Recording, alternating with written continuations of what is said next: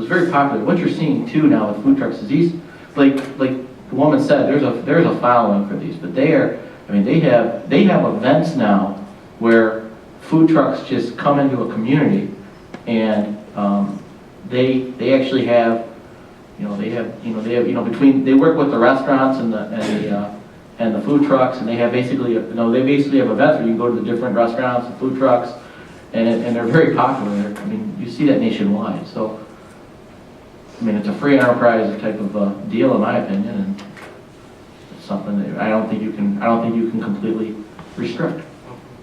Are there any examples of referral-based food trucks that may give a little certificate to get a cup of coffee at Blair's restaurant, or for the next morning or something? I'm sure that can be done.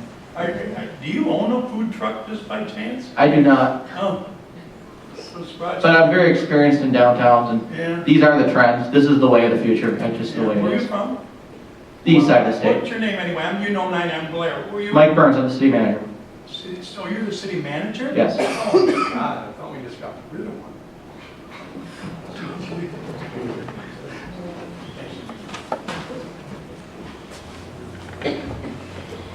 Jeff Dickerman, 429 High Street, and I happened to be at that brewery that particular night. And I looked around, and I can tell you, I don't think anybody was wandering down to Kaiser's. Anybody would have what? Wandered down to Kaiser's. Would have, yeah, you don't. They would not have. Okay. Yeah, well, thank you. All right. I think I think we're good, you know. yeah, I do too. I I think we think look at that ordinance and Say then. that about a food truck coming into Lowell. Okay. It's different. All right. All right, thank You you. really believe that? What do you do for We're a all living? set. What do you do for a living? Blair? I'm just asking this kind of question, Okay. can I? All right, well, we're gonna move on with the meeting here. Board and Somebody commission standing report. up, saying that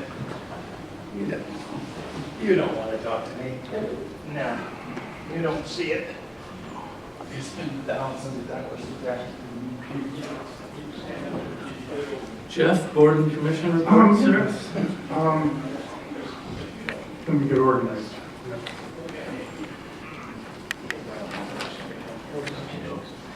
I'm good, thank you. Actually, I'm going to ask for some help from Mr. Campbell, because I think he knows a little bit more than me. At the last district meeting at 312 East Main, they're going to replace 8 windows. There's 9, but they're going to make 1 into a door. And then they were talking about the lettering and stuff. Did you want to add any more, Greg? Yeah, Jeff and Heather Palkowski are Lowell residents, and they operate furniture stores on 28th Street in Wyoming and also in Muskegon.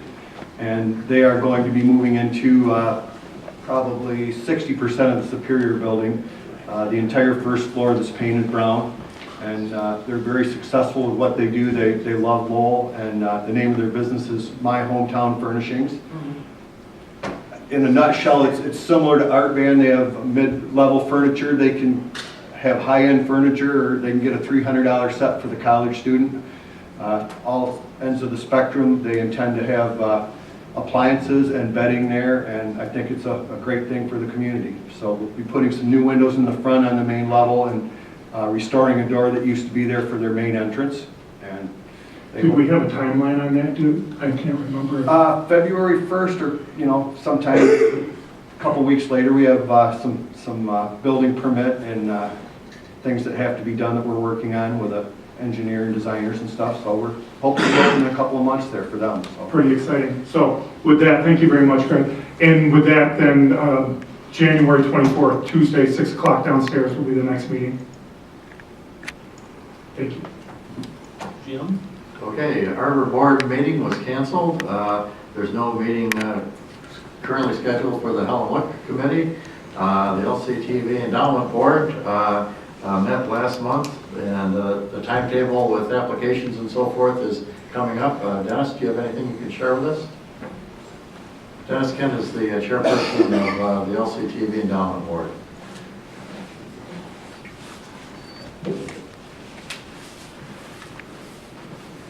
I'm Dennis Kent, chairperson of the Lowell Cable TV Endowment Board, and we had a meeting last month, early in the month, and we are basically accepting applications now, and they're going through the city.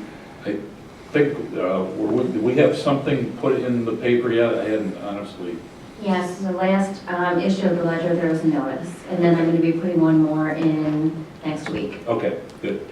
And those applications are due, I believe, what, February 10th? February 10th or 12th. Yeah, it's whatever day is Friday of that week. Mm-hmm. And we'll be reviewing those and getting those to the city council by the first or second meeting in March, depending on how the selection process goes. So I have, thank you. Thank you, Dennis. Thanks for that update. The fire board meeting was canceled its regular meeting on December 12th, then had a special meeting on December 13th, and I wasn't able to attend that one. So, and then firefighter, 24 years, has retired, Lieutenant Lynn Ort, with a great party that was held for him on December 29th. So, congratulations on that retirement to 24 years of great service to our community. Thank you. Greg? I'm the new kid on the block. I'm not on any other boards or commissions at this point, so I had nothing to report. Yeah. I have to ask help from Steve. We did have a light and power meeting, and I brought the wrong tablet with me. I took a smaller one to the board meeting, and I put my notes on that one, and I thought, I'm going to bring the big tablet today. This is a little glitch in technology. Can you refresh what we discussed at the light and power meeting? Just a quick synopsis, because I brought the wrong tablet. The big news is that the second combustion turbine that Lowell Light and Power has been really commissioning and building was commissioned at the beginning of December, which will allow Lowell Light and Power to obtain capacity credit through the MISO market starting in June, and that's a benefit to the community of Lowell Light and Power in the hundreds of thousands of dollars. There weren't really many action items. In particular, there was a lot on the manager's report. The AMI project has really been completed, and it's been a success. Our customer platform and application, it'll be through Smart Utility Systems, will be coming out in January, and that'll empower customers to view their bill on their phone or a platform on their computer. They'll be able to view usage in real time, set up payments, get alerts, view outages, things of that nature. So that's what's coming in Lowell Light and Power. Thank you, Steve. I couldn't have said it like that. Thank you. I had no meetings this month. Lara is going to meet, I think, with you and Rich to talk about trail maintenance and the snow removal on the trails. And that's all I have. You're up, manager's report. Want to wish everyone a happy new year.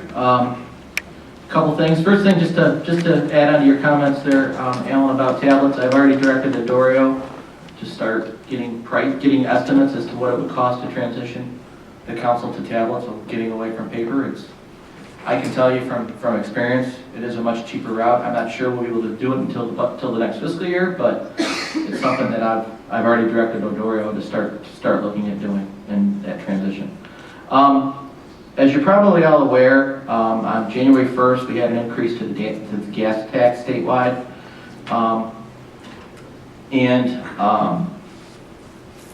What that's done for Lowell is, just to kind of explain, we get our road funding from the state through what's called Act 51. And currently, the city receives about $238,000 annually in Act 51 funds.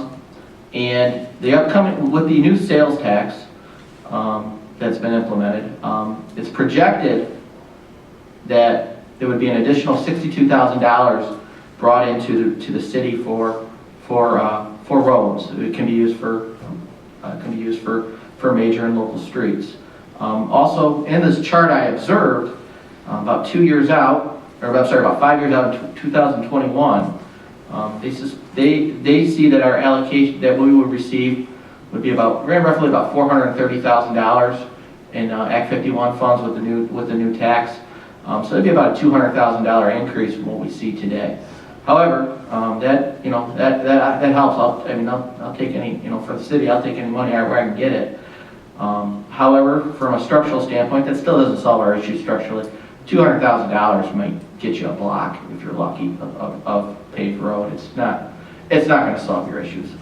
Kind of segueing into that, January 12th at the Lowell High School Performing Arts Center, we're gonna be having representatives from Michigan Municipal League there.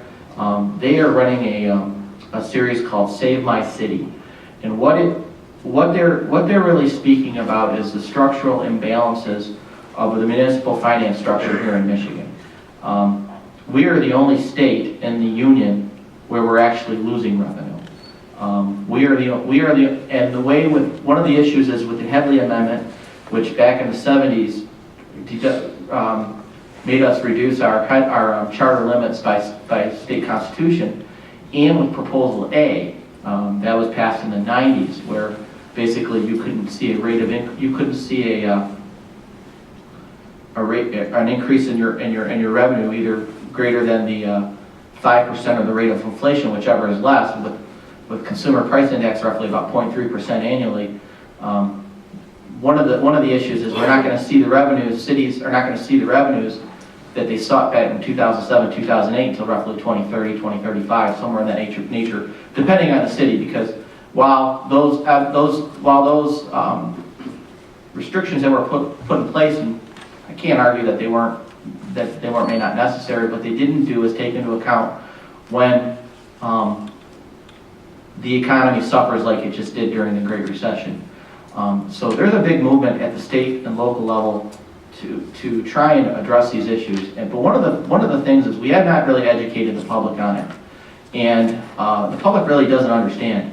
For most part, most cities, while most cities have seen significant declines in their budgets, it's not really, for the most part, it's not affecting the general citizen, because their services really haven't diminished. Local government, I think, has done a very good job of trying to do more with less, but it's really getting to the point where we really can't cut anymore. There's nothing more to cut. I can't, even in the city, without me diminishing service, there's nothing more that I can cut in the city. And I've been here for 3 months. There's nothing more to cut. So I urge the residents to come and see this session on Thursday the 12th. It'll be at 6 p.m. at the Performing Arts Center. And I think it'll be very educational for you, and I hope you attend. For the council, Lou Bender is going to be here. Just a reminder, they're going to be at the Lowell Light and Power Building for our council workshops on Friday, January 20th from 5 to 8:30, and on Saturday from 8 to noon. We'll have dinner and breakfast provided. One other issue that the council really needs to start looking into, I haven't really had an opportunity to share this with the council probably as much, but on December 20th, there were changes to the medical marijuana law, basically allowing dispensaries in your city. They have made the state legislature has approved that. However, one of the issues is it really has more of an issue of whether or not the city is actually going to approve a medical marijuana facility in their city. Basically, cities have to actually opt in if they were going to do that. So right now, by you actually doing nothing, they can't set up in the city. And I'm not proposing that they do. However, we are getting requests for medical marijuana dispensaries in our city. And I've been in contact with a couple of them. And it's something that I think as a council, you're going to have to address one way or another. So I've already talked to Dick Gwen about this, and I believe in February, I think the first or second meeting in February, we haven't confirmed the date, but we're going to have representatives from Dickinson Wright, the person who was involved with crafting the legislation, to educate the council and what they can and cannot do regarding the changes to the law. So that's all I have, and Happy New Year. Thank you. Appointments. Right now, I think the only openings are the 2 Board of Review spots, because Greg resigned and Matt resigned, and I don't think we have any applications at all, do we? Just the one that got picked up and not returned? Yeah, one got picked up today. So we could move that. Hopefully the next meeting we'll get some applications.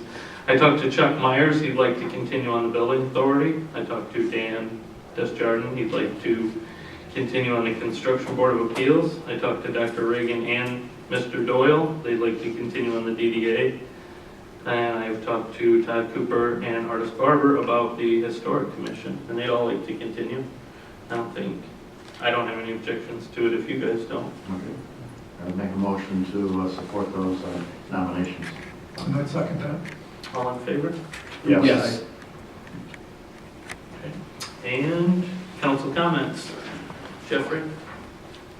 Happy New Year. Look forward to a great year. Mr. Hodges? All the same, but I think a step forward, and congratulations to Mayor Mike and Mayor Pro Tem Allen, and Steve, welcome to the big table. Thank you. You're welcome. Good. Greg?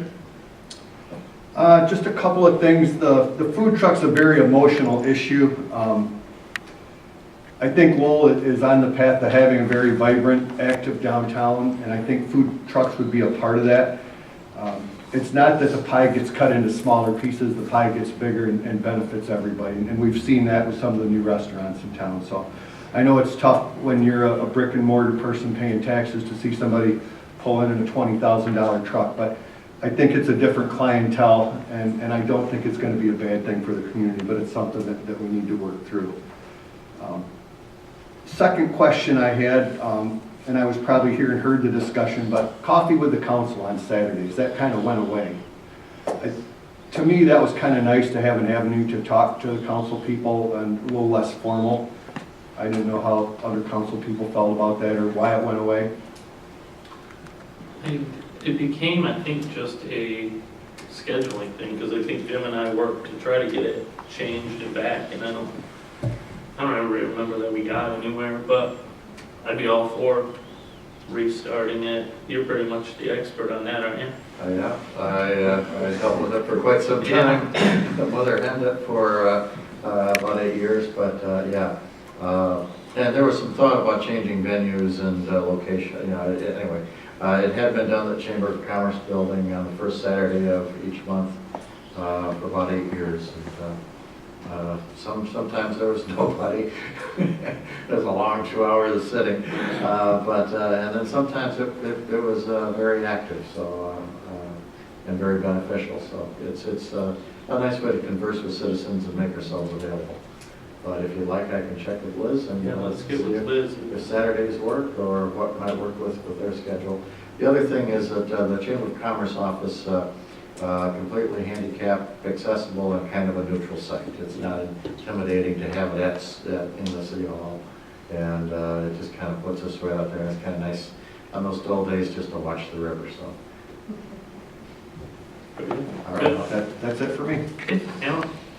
Yeah, I walk a lot. I go up. I live on Hunt Street, and the railroad track runs next to my house, and I walk up there, and I was up there yesterday, and I'm looking at the water. There's a nice little stream that runs along the west side, and I don't know, if that's part of Lee Creek, I don't know. I think at one time it might have been called Walker Creek, but at any rate, I see all the water that comes through our city, and it runs from there's a huge watershed that runs up through Belding and Greenville, and it kind of comes to a point just north of Lowell, and then filters down into the rivers. And I was all over the internet looking for what we could do as a community, and the Kent Conservation District is going to have a meeting on Monday, January 16th at the Main Street Inn. And it's from 6:30 to 7:30. If you're concerned about the quality, the purity, how our water purifies itself as it goes to the rivers, attend that meeting. I'm going to, and I think it's a pretty cool thing to think about. And with that, Happy New Year. I think it's going to be a great year for Lowell. What time on the 16th? 6:30 to 7:30. Good. Happy New Year to everybody. That's all I have, Mr. Hodges. I make a motion that we adjourn at 8:08. I'll second that. All in favor? Yes. Yes.